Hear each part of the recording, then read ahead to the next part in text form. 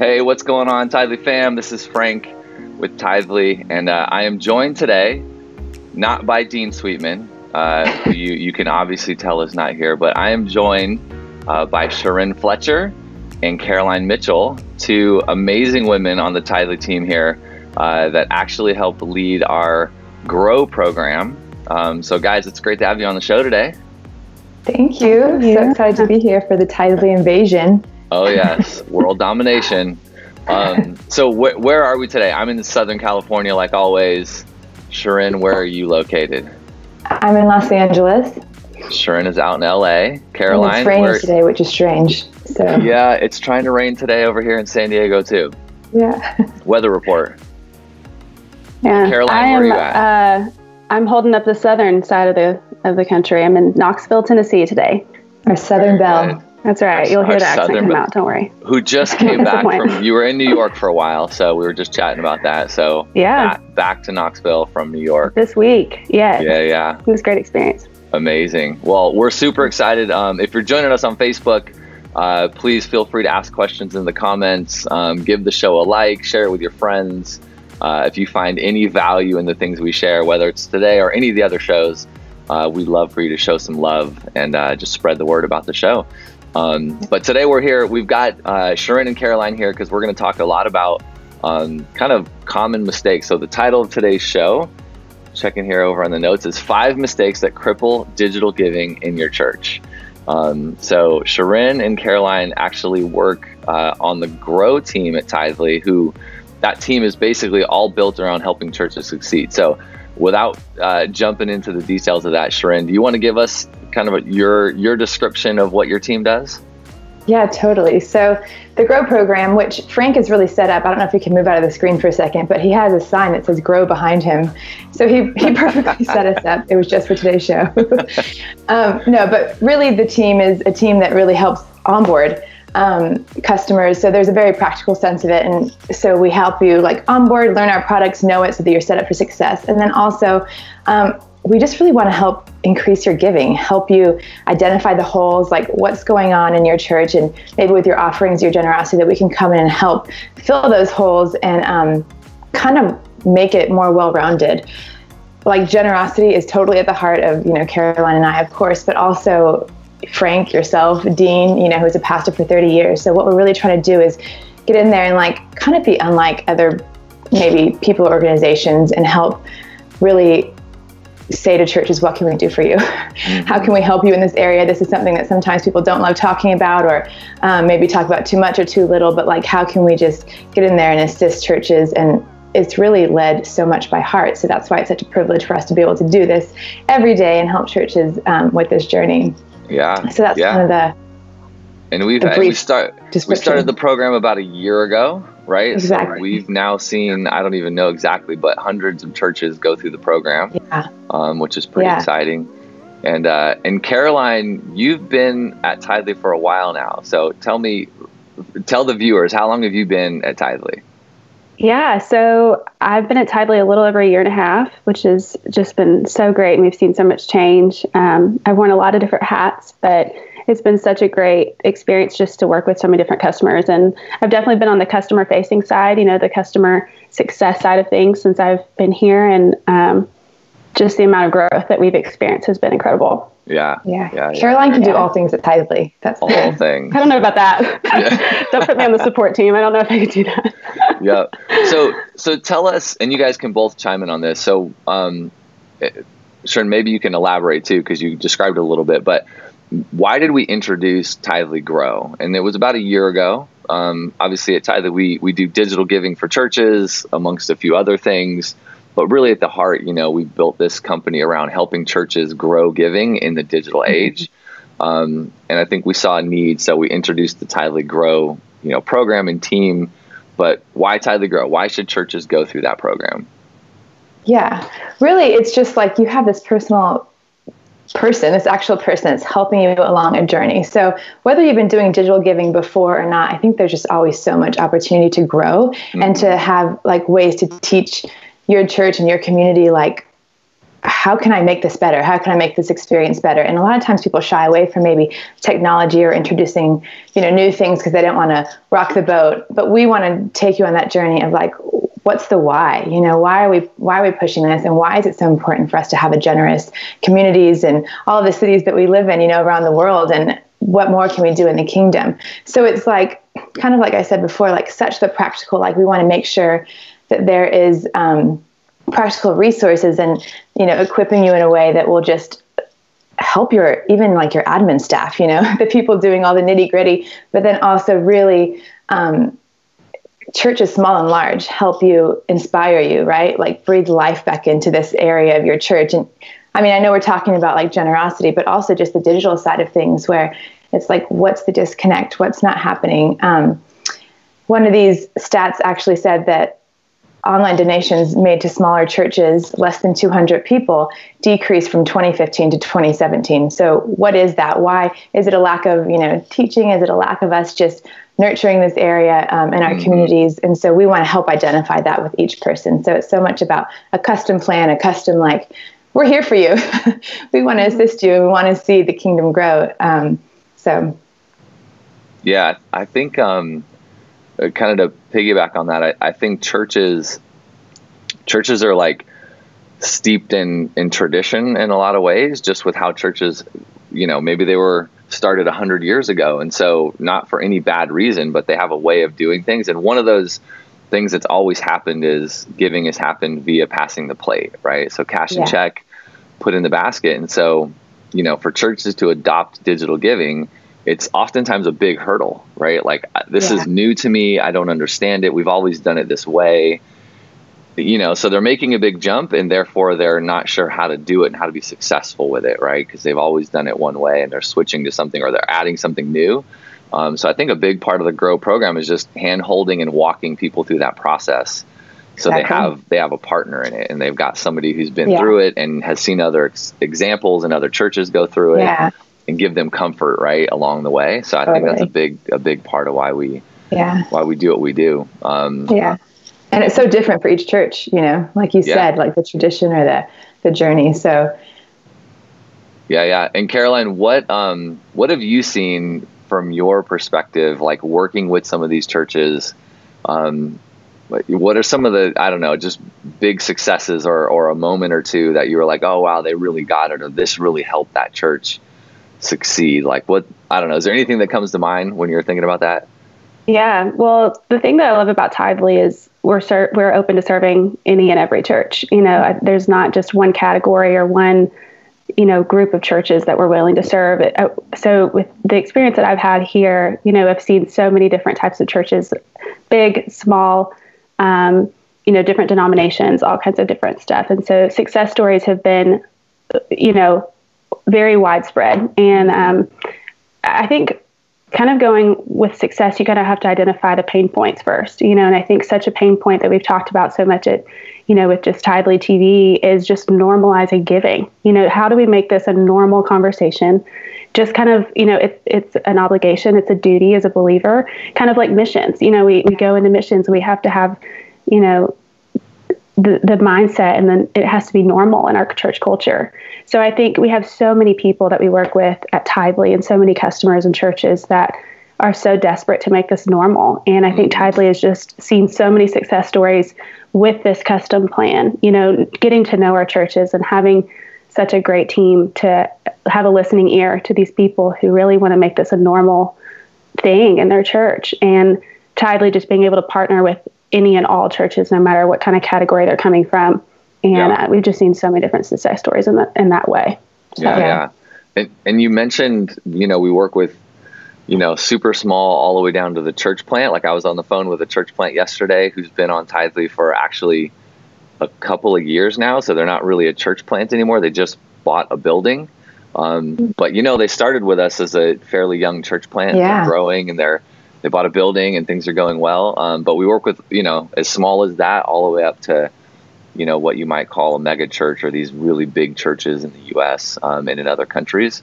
But I think we all have a heart for the small churches, right? Like I remember when Dean and I would be on the phone with, churches when we're starting Tidely, and it's like, I'm talking to a pastor that's been a church for 2 years, and they're 75 people, and just helping them through the process of launching digital giving, and just how fun that was and how fulfilling that was, Totally. to help those kind of customers, because they're just like, they love God, they love Jesus, and they're putting in the work to advance the kingdom where they're at.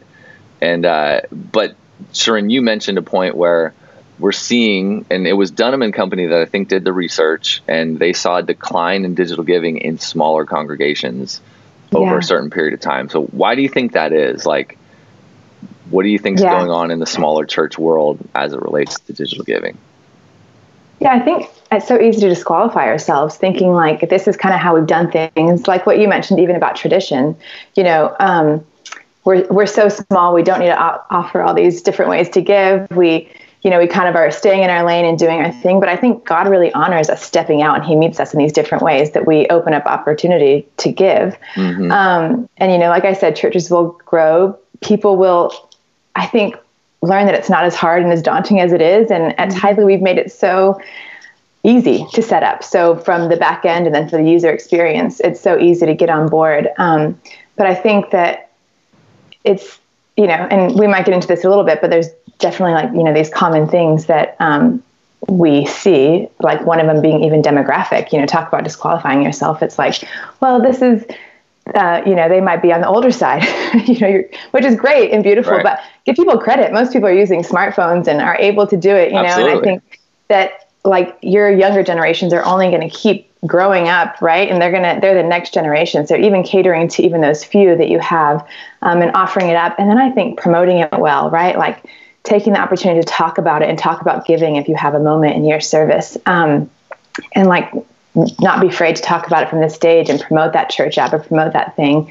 And then obviously like social media, right? We talk about social media a lot on this show and how great that is for engaging people. And so I think we live in this day and age now, whether you're a small church or a big church, people are going out there planting churches and doing great things for Jesus. And usually they have social media. Usually they have a stage they stand on and do announcements or an offering moment. Usually they have these things. It's just kind of taking them and utilizing them. And again, that's where we help you, no matter what size church you are. We're helping you, like giving you resources, giving you sermon series that will help you talk about generosity and, help you along that. So do you think, or do you see in your experience that the smaller churches, and small can be a relative term, but let's say the 250 member and under sized churches generally struggle with like communication and consistency around communication when they're launching something like digital giving, or like does it fade away out over time and that's why giving kind of is decreasing in that segment? Or is that a big part of it, you think? Sorry, you froze there for a second, but about communication, I don't think, I actually sometimes think that they do a great job because it's new and it's fresh. And whether it's a church plant or a small church, sometimes there's just someone super passionate, right? And so I think you obviously see a little bit of both. I think sometimes in a big church that's been going around for a while, it's like breathing new life into it and like helping them rethink of new ways to communicate and new ways to get something across, because there's like a million announcements and things going on, right, in a big community. But a lot of times I would say in a church plant or a small church, it's like, it's getting the ambassador. And if you don't have that, like I think a lot of churches do, it's finding that person that is just going to be your giving ambassador, your person that's going to run around getting excited about digital giving or getting excited about generosity as a whole, and almost like collaborate with your team on the best way to communicate. Because I think the thing about a pastor is, and the leadership team is they know their church, right? And what they're going to respond to. So just getting creative in those ways to do that. Yeah. Caroline, what are some ways you've seen the smaller churches communicate well? Yeah, so kind of just going off what Shirin said, so many smaller churches, their biggest issue is just they're short-staffed. They don't have a ton of people just, ready to go and or just being able to wear multiple hats at the same time. And so a lot of times giving can be kind of lost in that, or maybe it's maybe not just lost, but maybe just they don't know the next step. And so that's where I think Tidely comes in and plays a huge part. But we've seen, it's still a small church, but they are 100 years old. This church is 100 years old. And so I just talked to them, this was probably a month or two ago. And just kind of like what Shirin said, having that ambassador, like no matter what your size is, no matter what, how long you've been around and what your history is at the church, but having that person to get up and say, change is okay and change is good. And just really having that advocate for giving and to normalize it. And so that was one success story where I was really excited to talk to them and just their history and demographic. And it ended up being really successful for them. And I think their congregation really likes it. And even with being an older demographic, they found it pretty easy, to give online. And I think that they've seen a big change. And it is a slow transition sometimes, people have to get used to that change. But it's been really good for them thus far. Yeah. So. I mean, my father-in-law is in his 70s, and he was using Apple Pay before I'd used Apple Pay. So like on his iPhone using Apple Pay, showing me like, how cool is this, So it's definitely not, something that, the older generation, or let's just say the baby boomer generation, isn't up for using, right? They're all about technology. Totally. Most of them, they're doing online banking. Yeah, if you just show them how to do it, I mean, it's super simple, super simple. Yeah. I actually love what you said. Oh. No, go ahead. Like Caroline, about taking people on the journey and just explaining it to them. And in church, we are pastors and leaders, and that's part of it, right? Is nurturing people along a journey. So maybe, it will take a little bit longer or, the adoption, but if you're just committed to that journey, same with my mom, she's like, at my church, I can scan a QR code and then all these songs populate into my phone. And she thinks it's the best thing ever, And so it's I think it actually excites people to learn new things and stuff. So yeah. So how does the Grow team come alongside churches? So what is the program that you guys take people through to help them kind of through some of these common mistakes or pitfalls or trouble areas so that they can be successful rolling out a digital giving solution? Yeah, I can answer this one.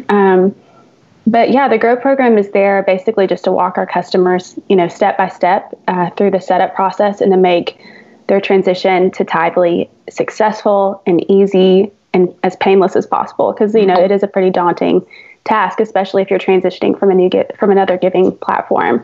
But we've pulled, so much data and we've done so much research just on our most successful customer relationships and our, kind of the success stories. Sorry, guys. Success stories that we've experienced, just being in this industry for so long. And, but, just translating that into super easy step-by-step process that just works for all churches. And no matter what size you are, kind of like what we've said, and no matter how long you've been around, and not just assuming, that every plan that we've seen ever before works for your church, but also customizing that to meet your church's needs. So that's kind of what Grow is, and just to be able to make that easy for churches. Yeah. What are the steps? Give us the practical, what are some of the common steps you take a team through? Yeah. So what we've seen, first step is just, informing your leadership team, letting your staff know that this change is coming and get them excited about it. Because if they're excited about it, then your congregation is going to be excited about it. That's step one before anything else. Even before, you really get into the back end and the admin of things. Let people know it's coming. This is an incredible time to be inclusive with your team and to let them know what's coming.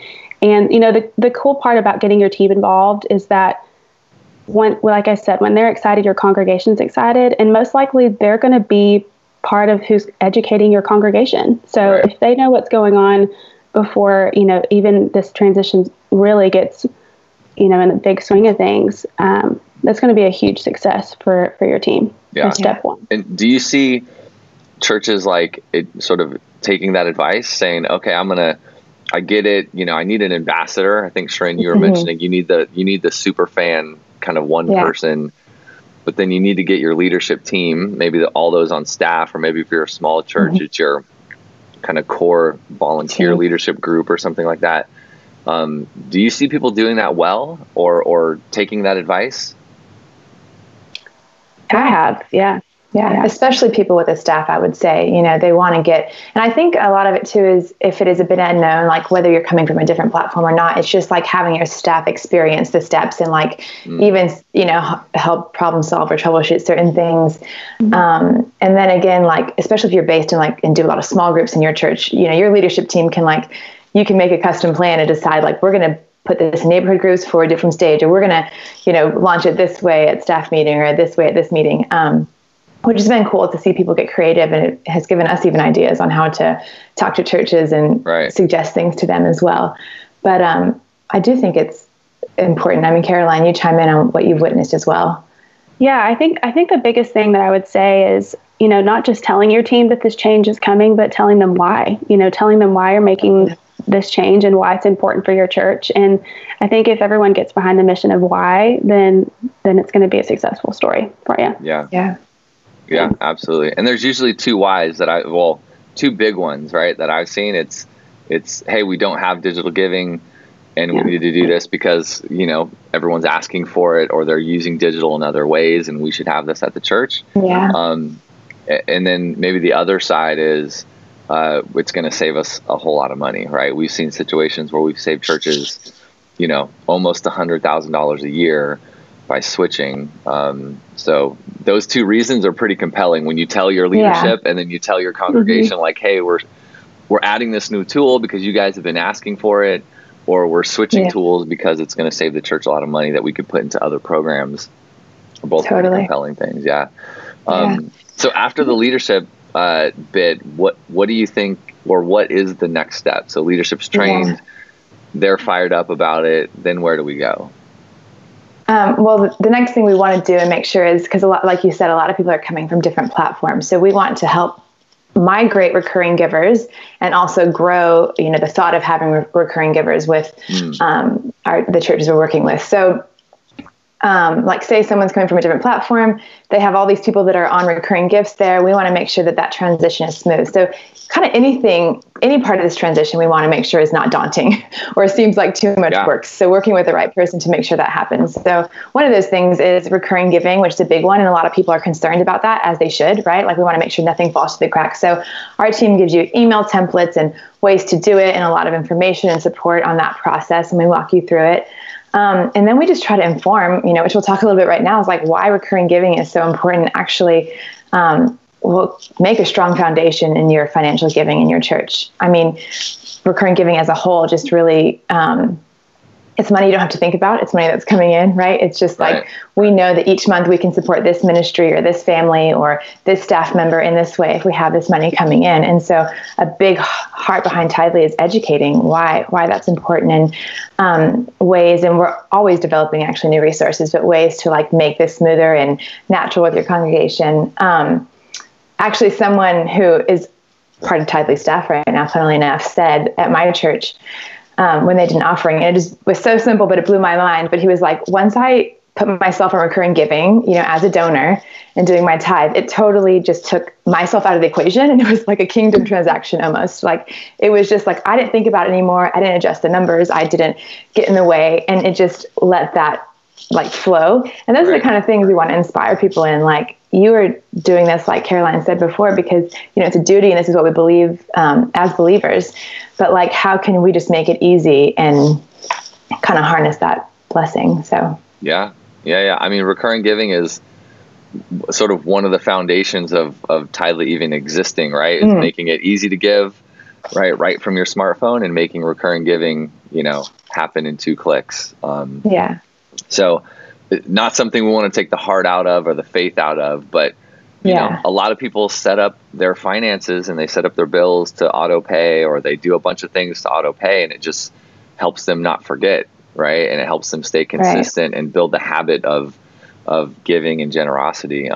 So building that recurring giving program is huge. And it's huge, I think, Shirin, to your point, for the actual church, right? Because now I know, hey, 47% of my giving is recurring every month. And so that amount we can bank on, we can budget based on knowing that number, right? So it's how great if 50% of your church was doing that, or 60%. And that's something we do, is we have goals for our churches to try to be this is what we want to hit, so that you can do so much more for the kingdom and in your community. Right. Yeah. And we have churches that have 2% recurring giving on our platform, and we have churches that have 70% recurring giving. Exactly. So we've seen like the wide range of people when they do it. When they focus on it and want to do it well, they can get a high adoption of recurring giving. And when they don't want to focus on it for whatever reason, and that's fine because it's their choice, but you see it. You see they have a low number of recurring giving. And I think the funny thing about recurring giving and the program of recurring giving is churches have actually been doing it every single weekend for hundreds of years by passing the plate, right? It's like they are doing recurring giving. It's just done in paper format where they write it on a check or they pull out their cash and they put it in the plate, and it's just manual recurring giving, right? So it's, digital recurring giving is really no different.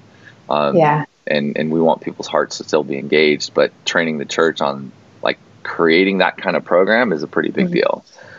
We should put a challenge out there since we haven't had anyone hit 95% or 100% of their church. 100% recurring giving. I love that. Someone come in. A church plant will win that. Yeah, a church plant's going to win that one. There's like 10-member church plant. All right, everyone do recurring giving. Oh, so good.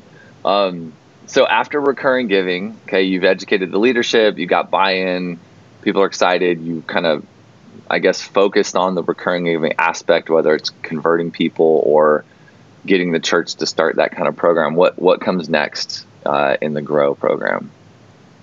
So, we talk about the custom church app, which is awesome. So whenever you sign up with Tithely, your church is automatically added to just the general Tithely app, which is the green app in the app stores. Which is a great option, especially, for any church, it may be a great option. But the great thing that Tithely provides is the option to also have a custom church app, which is the individual app for your store. So, or not for your store, but for your church. And it can be an individual app in the store. But anyway, so if you're signed up for the custom church app, this is where this next step comes in the Grow process, which is starting the app build, the app design. And for me, it's the most exciting part of the Grow process. I personally enjoy it just because it can be really fun and creative for so many people. And, if it's done right, then it can really elevate your online giving at your church, which is huge. And we've seen a lot of success stories there as well. But we've made it super simple just to build your app because we provide you the step-by-step design form to kick off the process. And then you're going to have an onboarding specialist who helps walk you through and personalize and customize your app for you. And then also just to help you prepare to launch this app to your church. And then of course, there's the whole app dashboard backend, which is where you can go in as an admin and send push notifications and all this great stuff. So step 3, if you're signed up for the custom church app, is where this really kicks off and gets started. And it can be a really simple and painless process, with your onboarding specialist. It's pretty fun. Yeah. And so you build the custom app. And then I'm assuming once you've kind of got all that stuff done, people are trained and they know all the administrative tools and all that kind of stuff. And then you're preparing for launch. Exactly. And let's talk about launch a little bit, because I feel like that's a moment that sometimes churches get really pumped about and they do it really well and they want to make a big to-do out of it. But then there's a lot of other churches who they shy away from it, or they just don't make a big deal about it. So let's talk about how to launch, digital giving in a custom church app. How do people do it well? What does your team walk people through? What does that all look like? Yeah. I mean, so much of it is communication, right? And there's so many outlets of it, but there are times where it is like, okay, our app is live or our giving is live. Like, where are the people? Let the people come. And then it's just like, we have to take a step back and be like, how have you notified them? Like, what are you using? And again, this is where we come into place as a team, as an onboarding specialist, helping you like determine where those are. So I think one great thing about Tithely is like, we have a lot of different, we have church app and we have giving and we have CHMS, doing some shout outs, to all the things we do. Some plugs.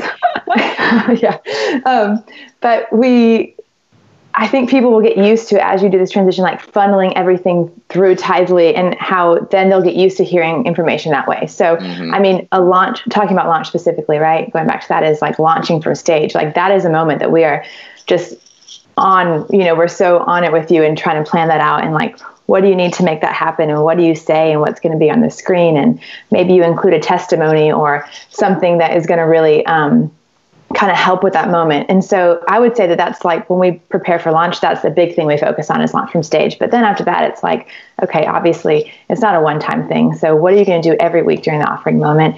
And what special sermon series, which I think we'll post information on, but that's something that we're passionate about is like doing generosity series and helping you educate your team if you don't feel comfortable with that. So just not being scared to talk about it, I think, is a huge thing. And then planning this main moment or this main event that launches the things you have with us, but then being consistent, right? Talk about giving, don't shy away from it. And then kind of asking for help, or like I talked about in the beginning, like once you do this, and maybe this is new to you, maybe it's not, but then going like, why didn't that land well? Like, what was that hole? Like, let me work with my onboarding specialist or my account manager and go to them, because it's so much more than a business. Like, we want to partner with you, to do this and do it well, to make this experience better and this launch stronger. But launch is probably, in my opinion, one of the most important steps, if not the most important. Right. And I'm sure our team would probably agree with that, but doing that well. Yeah. And I love to see churches that set some goals around how they we're going to launch, and here's what we expect to see after the first month, or something to that effect. Right. And like churches that go, because then it's like they're pushing towards something. They're not just like, hey, we have this great new thing, but they launch it and they have a purpose. Right. Like, so, I know one of the churches that launched recently, and it was around recurring giving, but they have a recurring giving program. So they know, I don't remember the exact numbers, but they know they have 100 recurring givers on their old platform. And in month 1, they wanted to convert, 80% of those. And so they do a big launch, and they designed an email campaign and some social media outreach and changing of their web pages. And then they tracked it every week, and so they were on it, and they had a goal that they could get excited about and then come back and measure a month later to see where they're at. So what kind of goals do you see churches setting? Like, what are some of the common things that you've seen churches get excited about around launching their new solution? Yeah, I think, and not to keep harping on recurring giving, but that's definitely a big one. That's a very big one. And then the amount of users compared to their attendance, like actually using the platform, is something that people get really excited about. So it's like, oh my gosh, we're a church of 100. We had 50 people use it, first week. That's really cool. Or just like seeing just big spikes in even just their giving as a whole. I think we can set goals with churches and do that. But like, of course, any church would be excited about that, whether that's coming from recurring giving or one-time donations. Churches just get so psyched. And then, of course, with the custom church app, which is such a great, outlet for especially giving information and even giving, it's all built in right there. But the amount of usage, I think, really excites people. And that's something that, there's a bit of an art and skill to like do that launch well, as we were talking about before. But on your dashboard, you can see like how many people on Android and iPhones, which, why would you have an Android? I don't know, but mainly iPhones. We love Android. Just offended like 80% of the audience, but that's okay. That's all right. We do have a custom app for Android. Just kidding. We do have great, beautiful Android apps. Our developers are going to kill me after the show. But, like how many have downloaded it, how many are using it. And I've seen churches like do beautiful like pages on their website promoting the church app, and hearing great stories about maybe it's not an actual number all the time, but just how much this church app is like working so well with communication and all the other things it provides. So yeah. And when you guys launch, I guess maybe a final question on this topic, when churches launch, how do they usually do it? You mentioned from stage. Is it, do we encourage the senior pastor to get up and say something? Do they play a video? Do they use slides? Like, what's the method for getting the message out? Yeah, definitely. I think, and it depends on, your church size and how everything's structured, but definitely the launch from stage and I would say usually, and Caroline, correct me if I'm wrong, like usually that comes from the senior pastor, especially at this time, or maybe a location pastor. And then having all the information on screen. So it makes it really easy. You can do cards on your seat, which we provide templates for. so that people can even take the information with them. And there's definitely people who love that. Like they just need to wrap their head around it and don't want that moment. And then, yeah, like you mentioned videos, we've seen some churches do that really well. Maybe they even launch from stage on a Sunday. And then after that Sunday, even there's like a bit of a drip campaign or an email campaign that goes out with a link to a video, like with the senior pastor, talking about it and the blessing it's going to be and, where the church is headed and walking people through that. Caroline, do you have anything to add about launching though? Yeah, one of the things that I think is so important is not just the presentation of it, but also the support. Be sure, just being sure that your church is supported once this change is made and announced.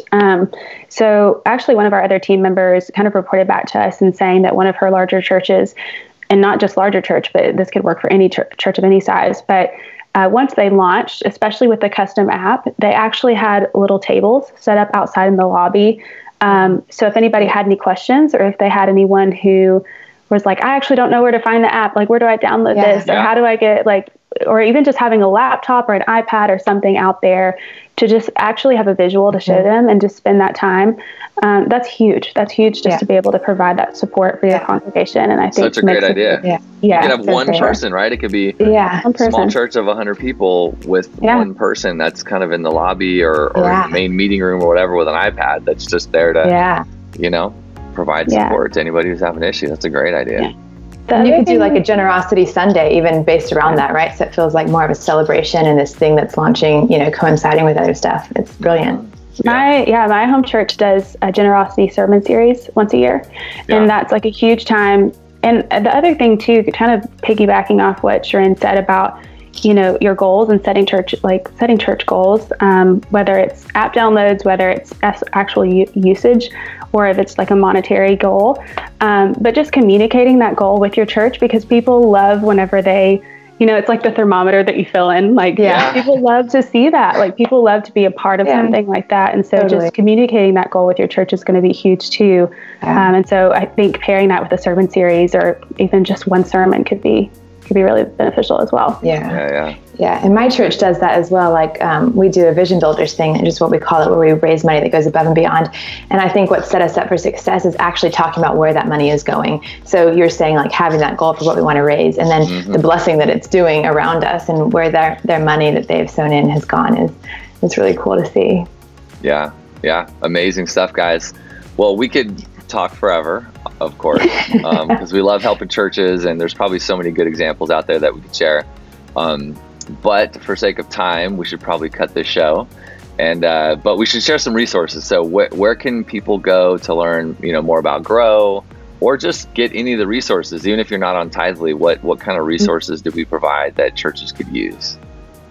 Yeah, so we have a whole help center, which I'm super proud of, because this is a relatively new thing, it feels like, to Tithely, which is so helpful for just every aspect of Tithely, whether it's a tutorial video for your app or whether it's, help articles, whatever it may be, editable slides that you can use on Sunday morning.